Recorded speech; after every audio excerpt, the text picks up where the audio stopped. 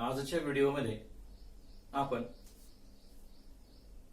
Ratio of area of two triangles यावर आधारित असणाऱ्या फॉर्म्युल्यावर म्हणजेच A1 upon A2 is equal to S1 square upon S2 square या फॉर्म्युल्यावर आधारित असणाऱ्या काही टफ एक्झाम्पल्स याच्या आधीच्या व्हिडिओजमध्ये शेवट आपण ज्या उदाहरणांचा ज्या एक्झाम्पल्सचा उल्लेख केला होता आणि जी तुमच्यावर सोपवली होती ही एक्झाम्पल सोडवायची तरी कशी ही सोडवण्यासाठीचा प्रयत्न आजच्या व्हिडिओमध्ये आपण केलेला आहे. चला तर पाहूया अशा प्रकारची टफ एक्झाम्पल्स सोडवायची तरी कशी.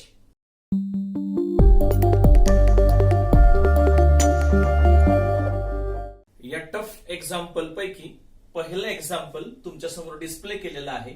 कालच्या व्याख्यानामध्ये किंवा कालच्या व्हिडिओ मधलंच हे एक्झाम्पल आहे. या एक्झाम्पल कडे पाहिलं की आपल्याला आठवेल की काल ट्रायंगल एबीसी मध्ये काय काय माहिती आपल्याला देऊ केलेली आहे ही अगोदर पहा. याच्यामध्ये पीक्यू नावाचं सेगमेंट आणि आर एस नावाचं सेगमेंट हे दोन्ही बीसी नावाच्या साईडला पॅरलल असे सांगितलेले आहेत. एपी ही 3, पीआर ही 2 तर आरबी ही 2 अशा पद्धतीने या सेगमेंटच्या लेन्थ देऊ केलेल्या आहेत. शिवाय हा तळाला दिसणारा खालच्या बाजूला दिसणारा जो क्वाड्रिलॅटरल आहे quadrilateral R B C S याचंही मेजरमेंट आपल्याला 24 स्क्वेअर युनिट्स असं देऊ केलेलं आहे. चला तर मग विचारले काय ते पाहू. याच्यामध्ये आपल्याला एरिया ऑफ ट्रायंगल एपीक्यू म्हणजे वरच्या बाजूला असणारा ट्रायंगल एपीक्यू याचा एरिया विचारलेला आहे. त्याच्याबरोबर ट्रायंगल ए आर एस याचाही एरिया विचारलेला आहे आणि ट्रायंगल ए बी सी या मोठ्या ट्रायंगलचाही एरिया विचारलेला आहे. हे तिन्ही एरियाची उत्तरं जर हवी असतील तर विद्यार्थी मित्र आपणाला हा वरच्या बाजूला असणारा एपीक्यू नावाचा ट्रायंगल त्याचा एरिया फाइंड करणं, त्याच पद्धतीनं मिडल पोर्शन मध्ये हा जो quadrilateral P R S Q हा आहे याचा एरिया फाइंड करणं हे फार आवश्यक. चला तर मग पहिल्यांदा आपण हे दोन्ही एरिया आहेत या दोन्ही एरियांना काहीतरी अक्षर सपोज करू. त्यापैकी वरच्या बाजूचा ट्रायंगल आहे त्याला एक्स आणि तळाला आहे मिडलला आहे त्याला वाय असे आपण एरिया सपोज करू. सगळ्यात पहिल्यांदा हे एक्झाम्पल सोडवण्याचं कच्चं कामकाज करून पाहू. कच्चं कामकाज समजल्याच्या नंतर अचूकपणानं हे एक्झाम्पल कसं लिहिलं जाईल हे तुमच्या समोर पुन्हा एकदा डिस्प्ले केलं जाईल. चला तर आपण चर्चेला सुरुवात करूया की याच्यामध्ये आता वरच्या ट्रायंगलचा एरिया एक्स आणि हा मिडल पार्टचा एरिया वाय हा कॅल्क्युलेट करायचा तरी कसा. सोपा आहे विद्यार्थी मित्र. तुम्ही विचार केला सुद्धा असेल. बऱ्याच विद्यार्थ्यांनी हा प्रश्न सोडवण्याचा प्रयत्नही केलेला आहे. काय केलंय त्या विद्यार्थ्यांनी समजावून घ्या. याच्यामध्ये 3 ट्रायंगल्स तुम्हाला उपलब्ध आहेत. एक ट्रायंगल आहे ट्रायंगल ए पी क्यू, दुसरा आहे ट्रायंगल ए आर एस आणि तिसरा आहे ट्रायंगल ए बी सी. हे 3 ट्रायंगल्स तुमच्या समोर उपलब्ध आहेत. तुम्ही काय करू शकता हे तीनही ट्रायंगल्स आपणाला एकमेकांशी सिमिलर आहेत का हे पाहायचे. सोपं आहे. सिमिलरिटीचे टेस्ट पहा. आठवा त्या सगळ्या टेस्ट. या टेस्टचा आधार जर घेतला तुम्ही तर तुमच्या अशी गोष्ट लक्षात येईल की तुम्हाला या टेस्टच्या पैकी एक सगळ्यात सोपी असणारी जी टेस्ट आहे की ज्या टेस्टचं नाव ए असं आहे या टेस्टच्या आधारे तुम्ही हे दिलेले ट्रायंगल्स हे तीनही ट्रायंगल्स एकमेकांशी सिमिलर आहेत हे प्रूव्ह करू शकता. चला कसं ते पाहू. पहिला ट्रायंगल हा ट्रायंगल ए पी क्यू आणि दुसरा ट्रायंगल ए आर एस या दोघांच्याकडे जर पाहिलं तर त्याच्यापैकी एक ट्रायंगल आहे एपीक्यू आणि दुसरा ट्रायंगल आहे थोडासा मोठा हा ए पी क्यू आणि त्याच्या जोडीला हा ए आर एस. हे 2 ट्रायंगल्स आहेत. यांच्याकडे पाहिलं की लक्षात येईल तुम्हाला हे दोन्ही ट्रायंगल्स मध्ये ए हा अँगल हा कॉमन आहे. या डायग्राम मध्ये पाहिलं तरी लक्षात येईल ए हा अँगल आहे तो कॉमन आहे. शिवाय हा पी नावाचा आणि आर नावाचा हे दोन्ही करस्पॉन्डिंग अँगल्स आहेत. या 2 जर पॅरलल लाईन आहेत असं गृहीत धरलं तर ही पेअर आहे ही करस्पॉन्डिंग अँगलची पेअर आहे आणि कॉन्ग्रंट होतेच. करस्पॉन्डिंग अँगल टेस्ट नाही पेअर कॉन्ग्रंट होते. थोडक्यात काय तुम्हाला या 2 ट्रायंगल्स मध्ये एक पेअर ही कॉमन सापडली किंवा ही कॉन्ग्रंट सापडली तर दुसरी पेअर करस्पॉन्डिंग मुळे कॉन्ग्रंट झाली. थोडक्यात काय तर हे दोन्ही ट्रायंगल तुम्हाला ए नावाच्या टेस्टनं सिमिलर आहेत असं सहजपणे सांगता येईल आणि याचं लिखाण सुद्धा करता येईल. त्याचा करस्पॉन्डन्स सुद्धा असा लिहिता येईल APQ triangle APQ is similar to triangle ARS. अशा पद्धतीने आपण हे दोन ट्रँगल सहजपणानं सिमिलर आहेत हे दाखवू शकलो. अगदी अशाच पद्धतीनं तुम्ही आणखीन एक दोन ट्रँगल की जे दोन ट्रँगल म्हणजे मिडल वाला असणारा हा ट्रँगल ARS नावाचा हा ARS हा ट्रँगल आणि दुसरा ट्रँगल की ज्याचं नाव पूर्ण मोठ्या स्वरूपाचा ट्रँगल ABC, हे दोन ट्रँगल तुम्हाला सिमिलर दाखवणं फार गरजेचं. हेही तुम्हाला याच पद्धतीनं सिमिलर दाखवता येतील. यांच्यामध्ये सुद्धा A नावाचा अँगल आहे हा कॉमन निघेल, हेही लक्षात घ्या. इथे A नावाचा अँगल आहे हा कॉमन निघेल. या वरच्या मिडल ट्रँगल मध्ये आणि मोठ्या ट्रँगल मध्ये हा A, तीनही ट्रँगल मध्ये हा A नावाचा अँगल कॉमन आहे. एक पेअर कॉन्ग्रंट सापडेल. दुसरी पेअर तुम्हाला इथे करस्पॉन्डिंग अँगलची सापडेल. हा R नावाचा आणि B नावाचा अँगल करस्पॉन्डिंग आहे. या दोन्ही पॅरलल लाईन देऊ केल्यात, याचा अर्थ याचा अँगल करस्पॉन्डिंग आहे म्हणजे हा कॉन्ग्रंट आहे. दुसरी पेअर तुम्हाला सापडेल आणि अशा अर्थानं तुम्ही ट्रँगल ARS आणि ट्रँगल ABC करस्पॉन्डन्स व्यवस्थित लिहा आणि हे दोन्ही आपण AA नावाच्या टेस्टनं हे सिमिलर आहेत हे सहज सांगू शकतो.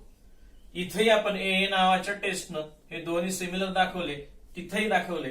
थोडक्यात काय, अजून आपल्याला हा छोटा ट्रँगल APQ आणि हा मोठा ट्रँगल ABC या दोन्ही विधानांच्या आधारे तेही दोन ट्रँगल आपल्याला सिमिलर आहेत हेही प्रूव्ह करता येईल. म्हणजेच काय, हे तीनही ट्रँगल एकमेकांशी ट्रान्झिस्टिव्हिटीचा वापर करून सुद्धा आपल्याला सांगता येईल की हे तीनही ट्रँगल एकमेकांशी सिमिलर आहेत. चला तर मग एकदा हे सिमिलर झाले की आपण त्यांच्या रेशोज म्हणजे त्यांच्या एरियासाठीचा जो रेशो आहे त्याचा जो फॉर्म्युला आपल्याला माहिती आहे त्या फॉर्म्युल्याचा दोन्ही ठिकाणी वापर करू आणि काय घडतंय हे तरी पाहू.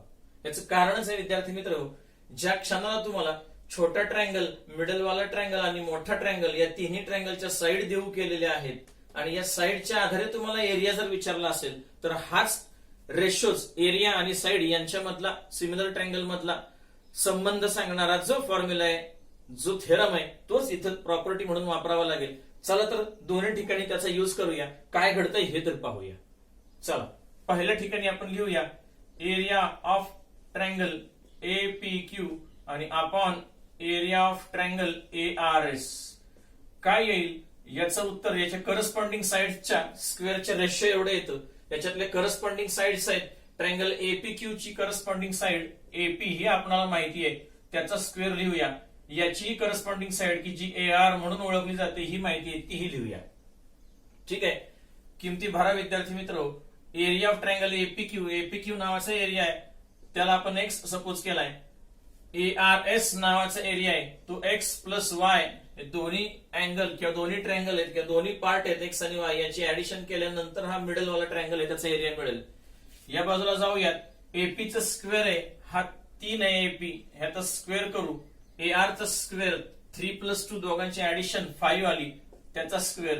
हे एक्झाम्पल सोडवल्यावर असं लक्षात येईल X plus Y is equal to इथं 9 येईल, इथं 25 येईल. तिरकस किंवा क्रॉस मल्टिप्लिकेशन करा, क्रॉस मल्टिप्लिकेशन तुम्हाला जाणवेल हे 25x is equal to 9x plus 9y असं आलेलं असेल. हे क्रॉस मल्टिप्लिकेशन मध्ये गेल्यानंतर असं लक्षात येईल. त्याच्या पुढची स्टेज विद्यार्थी मित्र, 25x हे 9x अलीकडे आणा, minus 9x is equal to 9y. याची subtraction 16x is equal to 9y अशी येईल. 9y जर अलीकडे घेतलं तर लक्षात येईल 16x minus 9y is equal to 0. आणि अशा प्रकारे आपल्याला एक इक्वेशन x आणि y या दोघांमधला संबंध दाखवणारे एक इक्वेशन आपल्याला मिळेल. हरकत नाही, ज्या पद्धतीने हे दोन ट्रँगल सिमिलर दाखवून त्यांच्या रेशोचा एरिया वापरला आणि एरियाचा रेशो वापरून आपण एक्झाम्पल सोडवलं, एक्स आणि वाय मधला संबंध शोधून काढला. अशाच प्रकारचा संबंध आपण इथं शोधू शकतो का हे पाहूया. चला तर हेही अशाच पद्धतीने पूर्ण करूया. याच्यामध्ये आपण घेऊया एरिया ऑफ ट्रँगल ARS आणि आपण area of triangle ABC which is equal to corresponding sides आहे त्याची AR स्क्वेअर आणि याची आहे ती AB चा स्क्वेअर. हे एरियाज पहा, तुम्हालाही लक्षात येईल ARS याचा एरिया X प्लस Y असा आपल्याला माहिती आहे. त्याच पद्धतीनं ट्रँगल ABC कडे पाहाल तर X प्लस Y आणि शिवाय हा तळातला 24 हा ऍड होईल. AR याची व्हॅल्यू जी आहे ती 5 स्क्वेअर आणि ही आहे ती या सगळ्या साइडची ऍडिशन केल्यानंतर 7 स्क्वेअर अशी येईल. चेक करा, X प्लस Y आणि आपण X plus Y plus 24 is equal to 25/49 असं येईल. हे क्रॉस मल्टिप्लिकेशन न सोडवा विद्यार्थी मित्र हो. सोडवल्यानंतर काय येतंय हे पहा. हे लक्षात येईल. 49 ने इकडे मल्टिप्लाय केलं या ब्रॅकेटमध्ये तर 49x प्लस 49y असं येईल. 25 ने इकडे मल्टिप्लाय केलं तर 25x प्लस 25y आणि प्लस 25 आणि 24 याचा गुणाकार करा. तुम्हाला उत्तर येईल त्याचं 600. मल्टिप्लिकेशन 600 असं येईल. हरकत नाही. हे मल्टिप्लिकेशन केल्याच्या नंतर 25x ह्या सगळ्या तीनही राशी जर आपण अलीकडे आणल्यात किंवा यातल्या दोन राशी एक्स आणि वाय या अलीकडे आणल्यात तर हे कसं दिसेल बघा. 49x मायनस 25x प्लस हे मूळचे 49y minus 25y is equal to 600.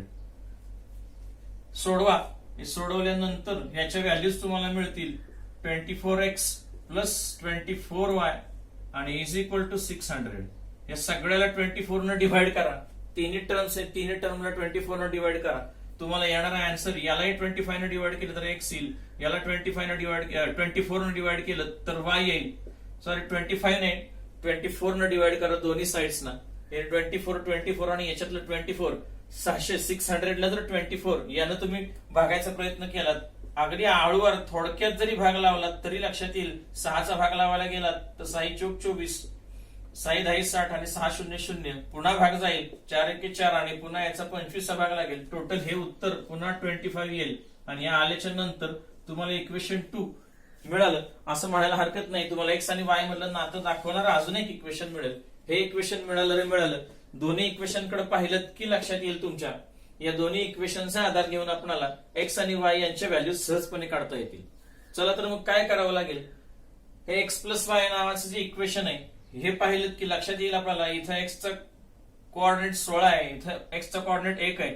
चला याला जर आपण 16 न मल्टिप्लाय केलं तर हे इक्वेशन कसं कन्वर्ट होईल तर हे 16x प्लस 16y आणि इज इक्वल टू 16 आणि 25 यांचा पुन्हा गुणाकार करा. हे लक्षात येईल तुम्हाला 400 येईल. आपण याला इक्वेशन सेकंड न म्हणता याला इक्वेशन सेकंड म्हणूया आणि हे इक्वेशन सेकंड आपण फर्स्ट आणि सेकंड याचा सायमल्टेनियस इक्वेशन इन 2 व्हेरिएबल मध्ये विचार करू आणि एक्स आणि वाय यांच्या व्हॅल्यूज मिळतात का चेक करू. चला तर मग विद्यार्थी मित्र हे पहिलं इक्वेशन आणि दुसरं इक्वेशन आपल्याला उपलब्ध झाले. या दोन्ही इक्वेशनला एका खाली एक मांडू. सेकंड इक्वेशन आणि फर्स्ट इक्वेशन एका खाली एक मांडल्याच्या नंतर लक्षात येईल हे 16x आणि मायनस 9y आणि इज इक्वल टू 0 या दोघांचंही तुम्ही जर सबस्ट्रॅक्शन केलं तर सबस्ट्रॅक्शन मुळे या 16चं साइन बदलेले हे प्लस होईल आणि हे मायनस होईल आणि 16 निघून जाईल आणि 16y प्लस 9y हे 25y येईल आणि इज इक्वल टू 400 तून 0 गेला हे 400 आहे असंच राहिलं. हे 25 डिवायडेड बाय जाऊ द्या. हे आन्सर मिळेल तुम्हाला 400/25. जर भागाकार व्यवस्थित सोडवला तर लक्षात येईल तुम्हाला हे आन्सर 16 येईल. थोडक्यात काय तुम्हाला वाय नावाचा एरिया किंवा वाय नावाची जी रिप्लेसमेंट आहे जो क्वाड्रिलॅटरलचा एरिया आपण वाय म्हणून सपोज केला होता त्याची किंमत तुम्हाला मिळालेली आहे. आता हीच किंमत तुम्ही X plus Y is equal to 25 याच्यामध्ये जर ठेवली याच्यामध्ये जर ही व्हॅल्यू तुम्ही ठेवली तर तुम्हाला लक्षात येईल X plus 16 is equal to 25. हे 16 जर पलीकडे पाठवले तर X is equal to 25 minus 16 X is equal to 9 असा आन्सर येईल. आणि थोडक्यात काय एक्स आणि वाय या दोघांच्या व्हॅल्यू तुम्हाला समोर मिळतील. आणि एकदा का ह्या दोन्ही व्हॅल्यूज मिळाल्या की तुम्ही बेलाशक सांगायला हरकत नाही एरिया ऑफ ट्रायंगल APQ हा किती तो इथे तुम्हाला सपोज केला एक्स याचा अर्थ हा 9 आला. एरिया ऑफ ट्रायंगल ARS हा एक्स प्लस वाय हे तर आपण अगोदरच शोधलेलं आहे 25 आणि हा मोठा ट्रायंगल ABC या तिघांची बेरीज केली तर लक्षात येईल ही 9 प्लस 16 प्लस 24 या तिघांची बेरीज 9 प्लस 16 आणि प्लस 24 ही जर ऍडिशन केली तर तुमच्या लक्षात येईल हे ऍडिशन 49 येते. म्हणजे सगळ्यात मोठा ट्रायंगल ABC त्याचा एरिया 49 येतो.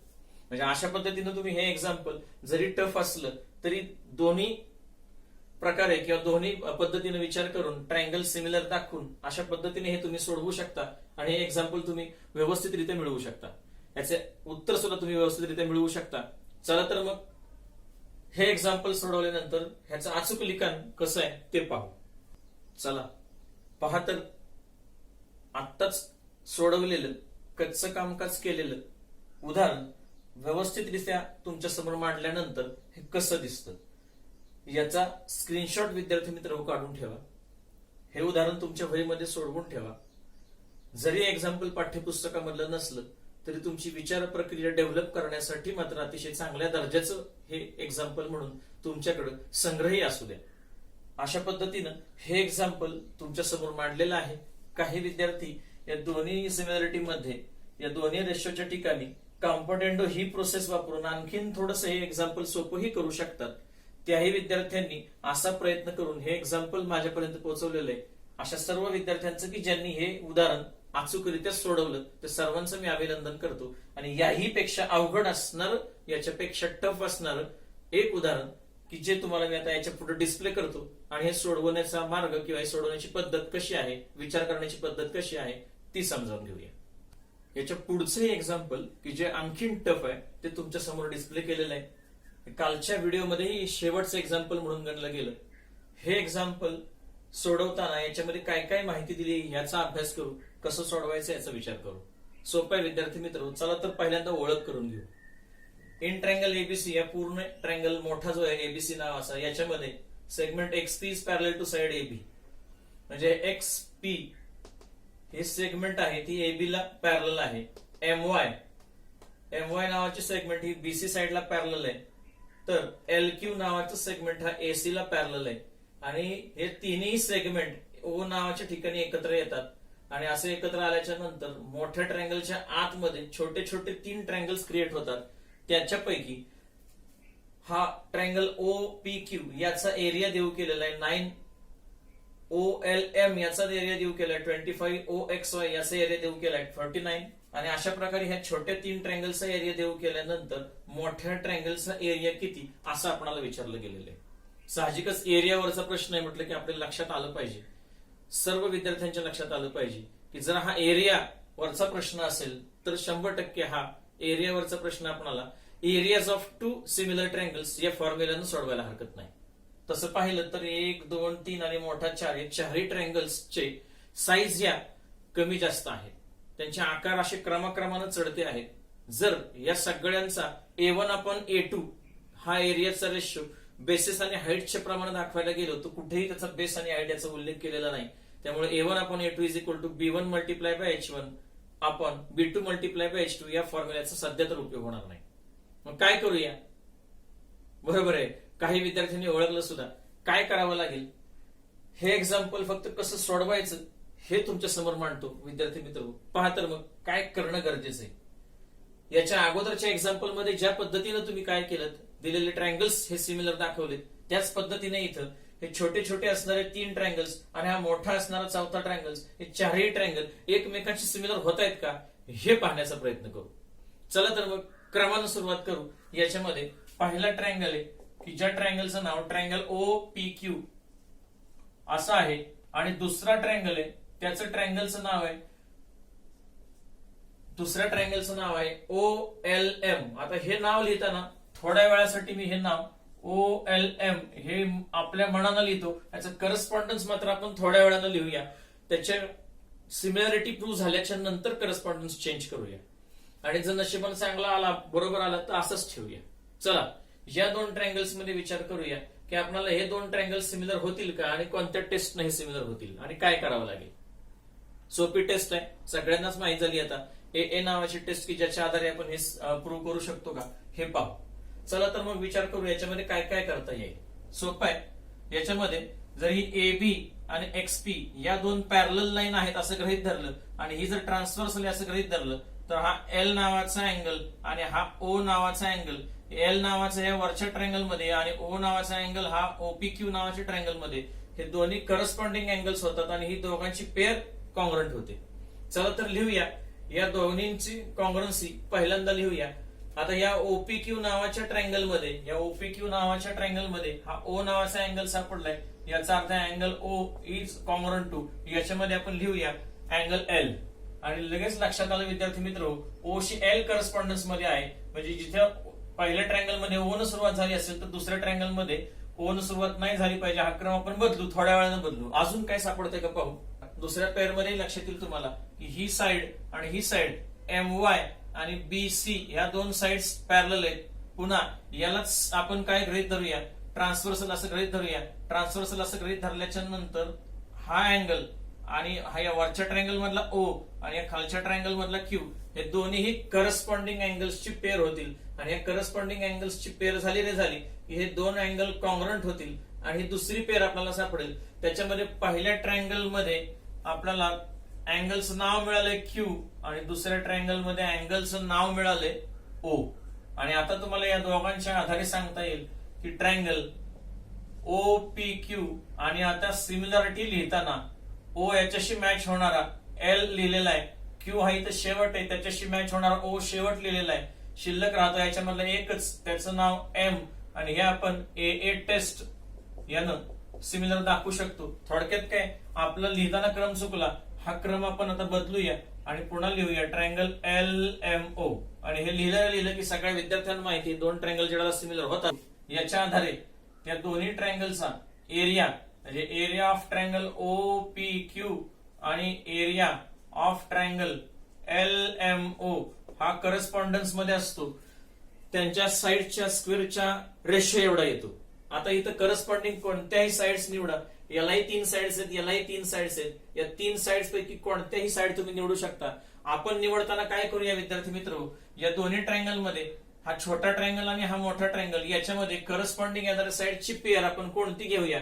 तर चला विद्यार्थी मित्र, आपणाला पूर्ण ट्रायंगल ABC याचा ज्यावेळेला एरिया काढायचा प्रश्न निर्माण होईल त्यावेळेला आपल्याला पूर्ण ट्रायंगल ABC मध्ये BC नावाची पूर्ण साइड ज्या क्षणाला आपल्याला माहित होईल त्या क्षणाला आपण एरिया ऑफ ट्रायंगल ABC याचा एरिया काढू शकतो. मग त्याच्या दृष्टीने विचार करा, आपल्याला काय काय हवंय. तर आपल्याला हा एक तुकडा हवाय, हा एक तुकडा हवाय आणि हा एक तुकडा हवाय. हे 3 तुकडे जर आपल्याला माहित झाले तर आपण साहजिकच या 3 तुकड्यांचा आधार घेऊन BC पूर्ण लेंथ विचारात घेऊन आपण ट्रायंगल ABCचा एरिया काढू शकतो. अशा दृष्टीने आपण काय करूया, या ट्रायंगल मध्ये PQ नावाची साइड आहे ती करस्पॉन्डिंग घेऊया आणि त्याचा स्क्वेअर म्हणूया. त्याच पद्धतीने आपण या ट्रायंगल मध्ये याला सिमिलर असणारी PQ म्हणजे इथं लक्षात येईल सेकंड थर्ड नाव आहे, सेकंड थर्ड नाव इथं MO आलं, याचा स्क्वेअर घेऊया आणि मग याच्या किमती आपण त्याच्यामध्ये भरू. काय दिसतंय काय घडतंय हे पाहू.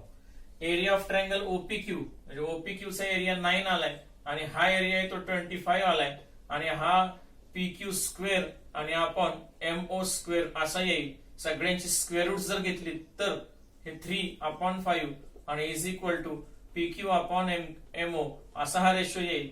हा रेशो पाहिला रे पाहिला की अनेक विद्यार्थ्यांना असं वाटेल की हे सरळ करून मांडा, हे PQ आणि upon MO is equal to 3/5 इथपर्यंत आपण येऊ शकलो. चला तर अशाच पद्धतीने आपण आणखीन 2 ट्रायंगलला सिमिलर दाखवून अशाच पद्धतीने आपण आणखीन काय माहिती मिळवू शकतो याचा विचार करू. हरकत नाही, OPQ नावाचा ट्रायंगल आहे तो आपण OLM शी सिमिलर दाखवला. याच पद्धतीने जर तुम्ही हाच ट्रायंगल OPQ नावाचा जो ट्रायंगल असेल हा ट्रायंगल आपण आणखीन उजव्या बाजूला असणाऱ्या OXY सध्या त्याची सिमिलरिटी मी लिहित नाही, त्याचं करस्पॉन्डन्स लिहित नाही. अशाच पद्धतीने जर तुम्ही चेकिंग केलं तर तुम्हाला हेही 2 ट्रायंगल आहेत हे करस्पॉन्डन्स मध्ये आल्याशिवाय राहणार नाहीत. याही 2 ट्रायंगल मध्ये तुम्हाला काय करावं लागेल, OPQचं नाव लिहिताना O नावाचा अँगल आणि हा X नावाचा अँगल करस्पॉन्डन्स मध्ये जाईल आणि O आणि X हे 2 पॅरलल लाईन असतील आणि ही इंटरसेल किंवा ट्रान्सव्हर्सल असेल तर हे दोन्ही करस्पॉन्डिंग अँगल होतील. O आणि X हे दोन्ही करस्पॉन्डिंग अँगलची पेअर होईल.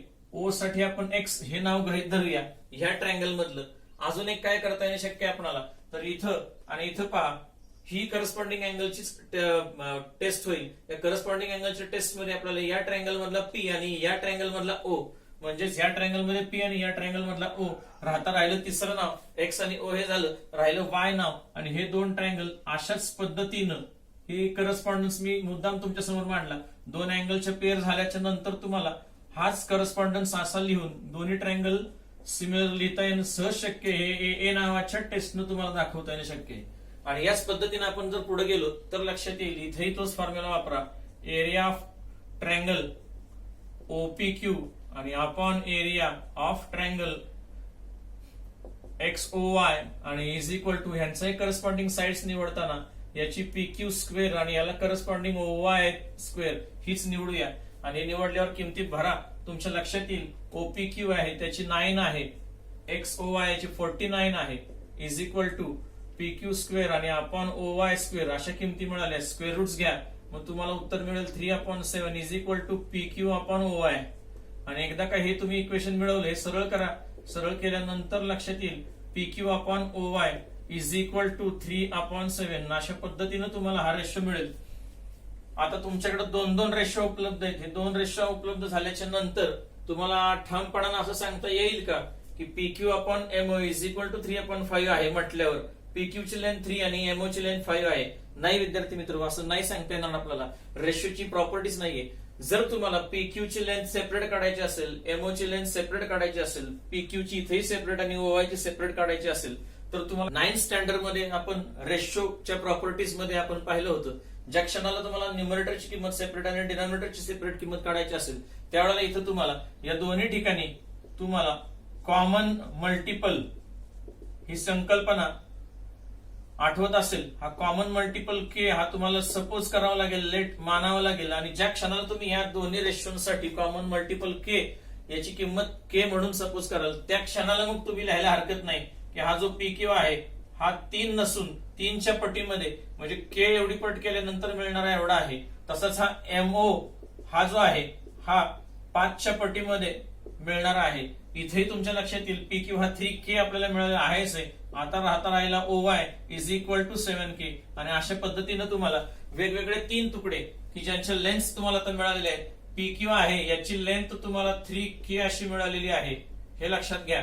याच्यानंतर MO ही 5K अशी मिळालेली आहे आणि याच्यानंतर OY याची लेंथ 7K अशी मिळालेली आहे. अशा 3 लेन्स मिळाल्यात. या 3 लेन्सचा आधार घ्या आता आणि थोडस पुढे वळा. बऱ्याच विद्यार्थ्यांनी विचार करून पण ठेवला असेल, त्यांच्या तर लक्षात सुद्धा आलं की MBPO हा क्वाड्रिलॅटरल पाहिला की त्याच्यामध्ये ह्या अपोजिट साइड पॅरलल आहेत, ह्या अपोजिट साइड पॅरलल आहेत. याचा अर्थ हा पॅरलोग्राम होईल. हा पॅरलोग्राम झाला की त्याच्या अपोजिटच्या साइड इक्वल असतात हे सगळ्यांना माहिती आहे. याचा अर्थ आपण B पासून P पर्यंत डिस्टन्स हे 5K हे पॅरलोग्रामच्या आधारे सिद्ध करू शकू. सेम पद्धतीने आपण या बाजूला वळालात तर हाही पॅरलोग्राम होईल. या 2 साइड आणि या 2 साइड अपोजिट आहेत, ते पॅरलल आहेत. अपोजिट साइड्स इक्वल असतात, त्याच्या साह्याने आपण ही साइड आहे याची व्हॅल्यू आपण 7K अशी मिळवू शकू. आणि ह्या तिघाचा आधार घेऊन ही पूर्ण BC याची लेंथ जर हवी असेल तर 5K, 3K आणि 7K या तिघाची ऍडिशन केली तर तुम्हाला 15K अशी पूर्ण मोठ्या ABC नावाच्या ट्रायंगलची साइड मिळून जाईल. थोडक्यात काय आता विद्यार्थी मित्र, तुमच्या समोर आता एकच काम शिल्लक राहिलं आणि ते म्हणजे कोणतं, तर या 3 ट्रायंगलचं जसं तुम्ही एकमेकांशी सिमिलर दाखवलं याच पद्धतीनं तुम्हाला हा मोठा ट्रायंगल या तिघांपैकी कोणत्या तरी एका ट्रायंगलशी सिमिलर दाखवता येतो का हे चेक करा. ज्या क्षणाला तुम्ही यातला कोणता तरी एक ट्रायंगल हा मोठ्या ट्रायंगलशी सिमिलर दाखवू शकलात त्या क्षणाला विद्यार्थी मित्र हो तुम्ही त्यांच्या एरियाच्या रेशोचा फॉर्म्युला वापरून तुम्ही सहजपणाने त्याचा एरिया काढू शकाल. हरकत नाही, चेक करूया काय करता येईल. या तिघांपैकी जसं नेहमीच या पगाशी आपण पाहिलं OPQ हा ट्रायंगल तुम्हाला याच्याशी सिमिलर दाखवता आला, हा याच्याशी सिमिलर दाखवता आला. चला त्यालाच विचारूया, त्याचाच आधार घेऊया आणि मोठा ट्रायंगल हा सिमिलर होतो का हा पाहूया. याच्यामध्ये हा छोटा ट्रायंगल आणि मोठा ट्रायंगल मधले ह्या बारीक छोटे छोटे खुणा आहेत त्या आपण आता थोड्या पुसूया. ह्या खुणा पुसल्यानंतर आपण विचार करूया की आपल्याला काय काय दाखवता येणं शक्य आहे आणि दाखवता येणं जमेल का. चला तर मग हा छोटा ट्रायंगल आणि मोठा ट्रायंगल या दोघांचा विचार करू. दोघांचा विचार केला की लक्षात आलं तुम्हाला की याच्यामध्ये सहज लक्षात आलं की ही जर पॅरलल आणि ही जर पॅरलल लाईन असेल, या 2 पॅरलल लाईन्स असतील आणि या दोघांना ही जर ट्रान्सव्हर्सल असेल तर हा अँगल P नावाचा OPQ मधला हा जो P नावाचा अँगल आहे, हा P नावाचा अँगल आणि हा B नावाचा अँगल करस्पॉन्डिंग होईल. म्हणजेच हे दोन्ही अँगलची पेअर कॉंग्रंट होईल. सेम पद्धतीनं तुम्ही या लाईनला आणि या लाईनला पॅरलल समजलात आणि ही ट्रान्सव्हर्सल असेल तर या राईट साइडचा Q नावाचा अँगल आणि C नावाचा अँगल दोन्हीही कॉंग्रंट होतील. आणि एकदा का कॉंग्रंट झाले की तुमच्या लक्षात येईल हे दोन्ही अँगल कॉंग्रंट झाले की छोट्या ट्रायंगल मधले 2 अँगल आणि मोठ्या ट्रायंगल मधले 2 अँगल हे करस्पॉन्डिंग 2 अँगलच्या पेअर कॉंग्रंट मिळाले. थोडक्यात काय, हा छोटा ट्रायंगल त्याचं नाव आहे OPQ हा सिमिलर दाखवता आला तुम्हाला तो ABC याच्याशी AA नावाच्या टेस्टने हे तुम्ही सिमिलर दाखवू शकता. आणि एकदा का हे दोन्ही तुम्ही सिमिलर दाखवू शकलात की इथून पुढचा भाग विद्यार्थी मित्र सोपा आहे. यांच्या एरियाजचा रेशो घ्या एरियाचा रेशो म्हणजे OPQ आणि upon area of triangle ABC आणि हा घेतल्याच्या नंतर तुम्हाला त्यांच्या करस्पॉन्डिंग साइडच्या स्क्वेअरच्या रेशो एवढा येईल. करस्पॉन्डिंग साइड घेताना पुन्हा तेच करा, वरच्या या छोट्या ट्रायंगल साठीची PQ नावाची साइड निवडा आणि त्याचा रेशो, तसंच याची साइड करस्पॉन्डिंग मिळेल BC, याचा स्क्वेअरचा रेशो आणि हे सोडवून पहा. तुमच्या एक गोष्ट लक्षात येईल, एरिया ऑफ ट्रायंगल OPQ याची किंमत तुम्हाला मिळालेली 9. एरिया ऑफ ट्रायंगल ABC हा मिळालेला नाही, तो आपण तसाच लिहूया थोडा वेळ. त्याच्यानंतर PQ नावाचा साइड आहे त्याचा स्क्वेअर बघा, PQ नावाची साइड 3K दिलेली आहे, त्याची व्हॅल्यू सबस्टिट्यूट करूया, 3K याचा स्क्वेअर आणि BC, टोटल BC ची लेंथ आता आपण काढली 15K, ही सुद्धा इथं रिप्लेस करूया 15K आणि त्याचा स्क्वेअर आणि हे सोडवूया. 9 upon area of triangle ABC which is equal to, हे सोडवल्यानंतर हा कंस ब्रॅकेटच्या आतमधल्या दोन्ही बाबी त्यांचा स्क्वेअर करा. 3 चा स्क्वेअर 9 येईल, K चा येईल K स्क्वेअर, न्यूमरेटर झाला, डिनॉमिनेटर मध्ये पण तसंच करा. 15 चा स्क्वेअर येईल 225 आणि पुढे K स्क्वेअर. पाहता क्षणी K स्क्वेअर आणि K स्क्वेअर सेम असल्यामुळे एकमेकाला गेले, एवढंच काय. याच्यानंतर लेफ्ट साइड मध्ये न्यूमरेटर मध्ये असणारा 9 आणि राईट साइड मध्ये न्यूमरेटर मध्ये असणारा 9 दोन्ही एकमेकाला कॅन्सल होतील आणि हे डिनॉमिनेटर मध्ये असणाऱ्या 2 राशी आहेत एवढ्याच शिल्लक राहतील आणि हे इक्वल टू झाल्याशिवाय राहणार नाही. या सगळीकडे तुम्हाला पाहायला मिळेल, सगळीकडे 1 1 शिल्लक आहे. क्रॉस मल्टिप्लिकेशन 1 मल्टिप्लाय बाय 225 आणि 1 multiply by area of triangle ABC. असं याच्यानंतर तुम्हाला लिखाण करता येईल, एरिया ऑफ ट्रायंगल ABC आणि is equal to 1 multiply by 225 म्हणजे 225 आणि स्क्वेअर युनिट्स, असं याचं आन्सर काढता येईल. आणि अशा पद्धतीने तुम्ही मोठ्या असणाऱ्या एरिया ऑफ ट्रायंगल ABC चा एरिया, हे छोटे छोटे 3 ट्रायंगल्स की जे या मोठ्या ट्रायंगलला सिमिलर असणार आहेत, ट्रान्झिस्टिव्हिटीने हे 4ही ट्रायंगल सिमिलर असणार आहेत, त्याचा आधार घेतला. Similarity of areas, similarity of the areas of triangles या फॉर्म्युल्याचा आधार घेऊन तुम्ही हे मोठ्या एरिया ऑफ ट्रायंगल ABC चा एरिया काढला. अशा पद्धतीनं हे कच्चं काम आहे विद्यार्थी मित्र हो, हे समजलं असेल असं आपण लक्षात घेऊ. या कच्च्या कामाचा आधार घेऊन तुम्ही हेच लिखाण अचूकपणे करा आणि अचूकपणे केलेलं लिखाण तुम्ही मला व्हॉट्सअपवर माझ्या वैयक्तिक क्रमांकावर पाठवायला हरकत नाही. असं समजूया याच्या अगोदरचं एक्झाम्पल आणि हे एक्झाम्पल जे टफ होतं, टफ आणि टफेस्ट अशा प्रकारची 2 एक्झाम्पल्स आहेत, ही तुम्हाला समजली असतील अशी आपण या निमित्तानं अपेक्षा व्यक्त करू. हा व्हिडिओ जर आवडला असेल तर लाईक करा, शेअर करा, सबस्क्राईब करा. धन्यवाद.